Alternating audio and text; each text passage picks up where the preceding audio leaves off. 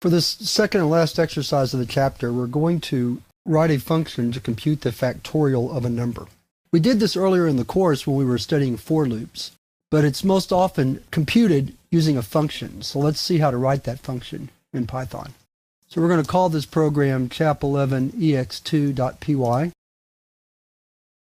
Let's get started right off with the function, which we're going to call fact, to save a little bit of typing. And so the parameter will be a number. We start off by creating a variable product and assigning it the value 1. That's going to store our running product. Then we write a for loop, ranges from 1 through the number entered plus 1. And for each number in the range from 1 to the number that we entered, we simply multiply that number by the product and store it back in the product. And that will give us the factorial. So then our last step is to return that value, product, and there's our function. So in our program to test the function, we'll prompt the user to enter a value. We'll get that value using input, convert it to int, and then we'll display the result. We'll say, just like so. So let's exit and save. Then we'll run the program. Oh, let's see what I did. Try it again. There we go. So we'll enter a number. Let's do 5 factorial. 5 factorial is 120. Let's run it again.